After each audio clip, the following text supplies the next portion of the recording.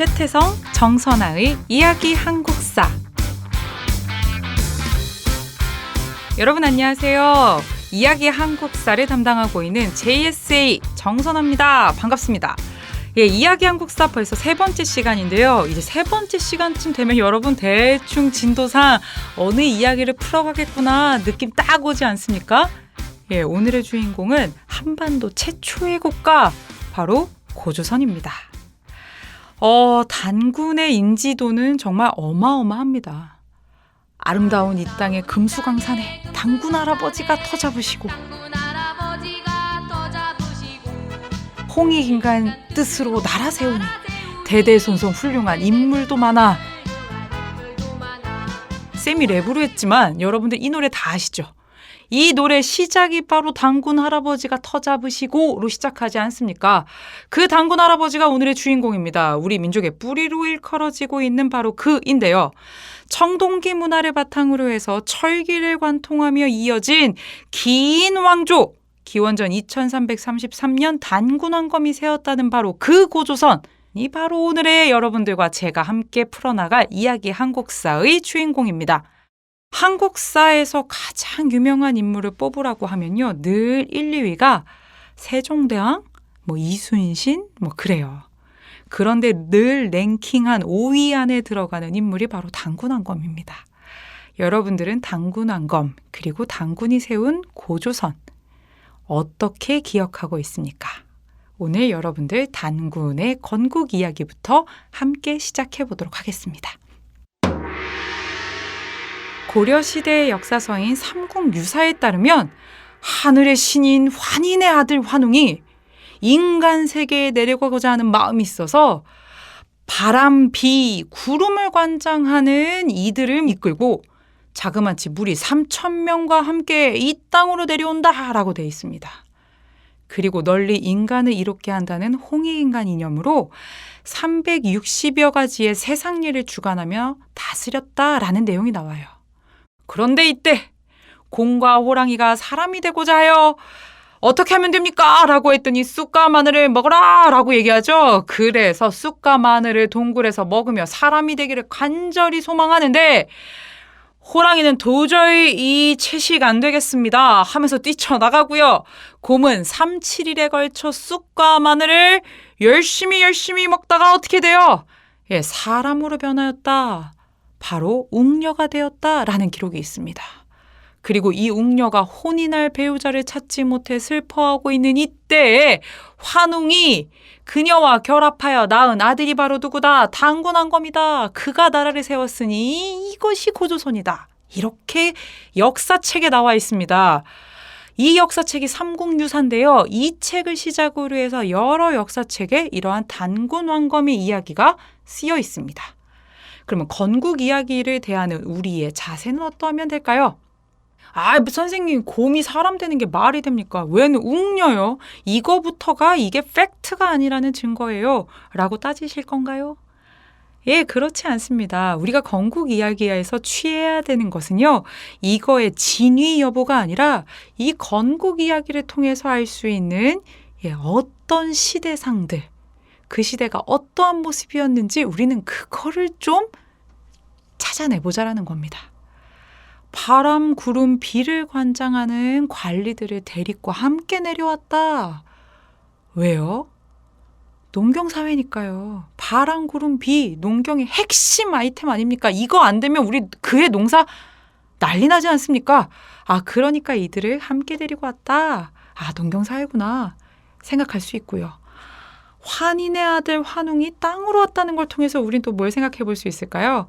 우와, 뭔가 선택받은 엄청나게 특별한 집단이구나. 하늘의 집단이구나. 이들은 뭔가 우리랑 다르구나 하는 선택받은 백성이다. 선택받은 사람들이다라고 하는 선민의식 살짝 보이죠? 또요. 그들이 내려와서 혼자 잘났다고 나라 만드는 게 아니라 땅의 세계, 즉 곰과 호랑이의 이야기를 통해서 대변되는 그런 토테미즘적인 모습들도 보입니다.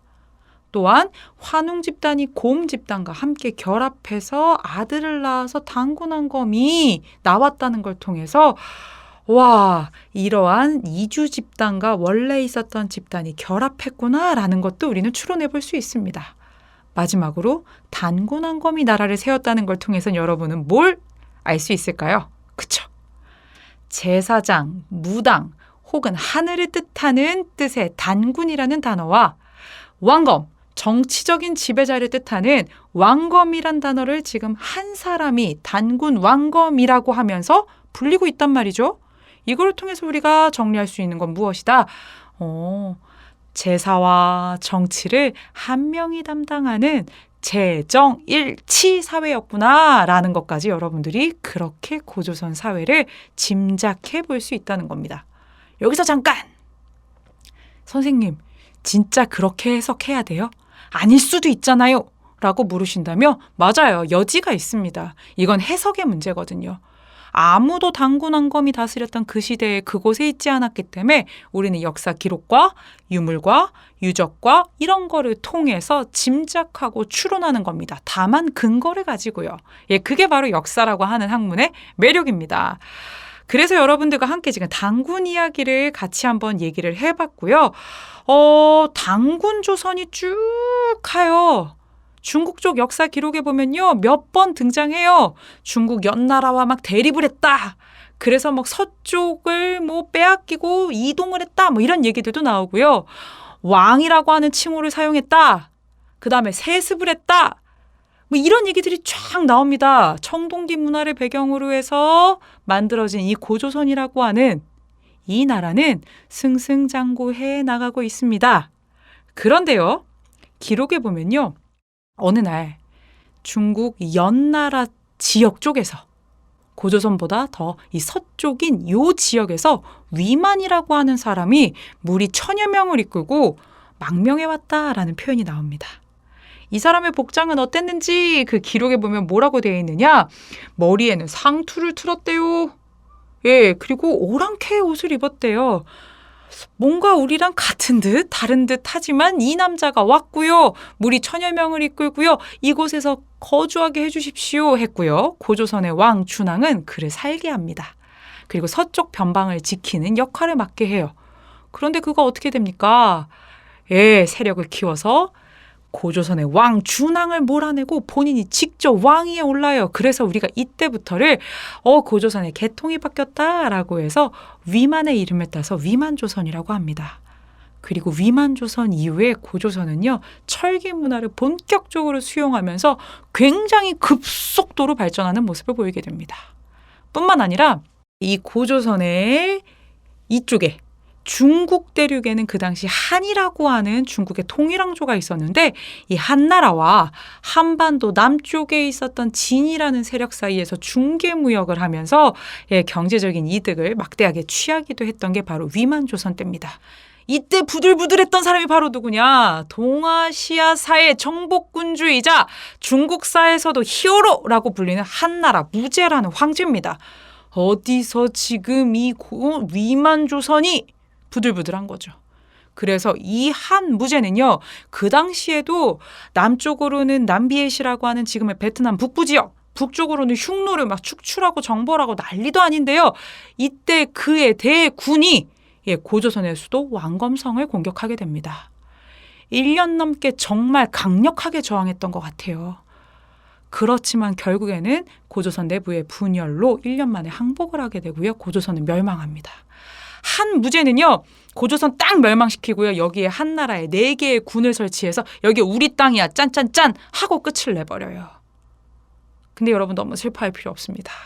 이렇게 설치된 한나라 4군은요. 나중에 하나씩 우리 민족의 손으로 축출하고 멸망시켜서 고구려 미천왕 때가 되면요. 이 부분 싹 정리됩니다.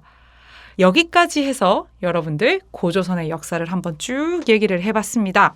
선생님, 위만이 어느 나라 사람이에요? 뭐 이런 질문들 하는 친구들이 굉장히 많아요. 그때 제가 하는 답은 늘 이겁니다. 위만이 중국 계통이냐 우리 민족 계통이냐 이건 중요하지 않다.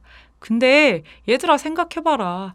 위만이 왕이 된 다음에 고조선이라고 하는 그 이름과 그 계통과 지금까지 해왔던 모든 고조선의 시스템이나 제도나 이런 것들을 그대로 유지하고 갔다. 그렇다면 적어도 위만 조선이 누구를 계승했는지는 알겠지? 라고 얘기합니다. 예, 고조선이라고 하는 역사는 정말 매력적이지만 많은 기록과 유물이 남아있지 않아서 우리의 상상력과 근거를 가진 추론이 필요한 바로 역사인데요. 여러분, 오늘 이야기 한국사 3번째 시간 어땠나 모르겠습니다. 우리 이제 고조선에 이어서 다음 시간부터는 우리 고구려 백제 신라 이야기로 여러분들을 만나게 될 텐데요. 네, 지금까지 여러분들과 함께한 이야기 한국사 JSA 정선아였습니다.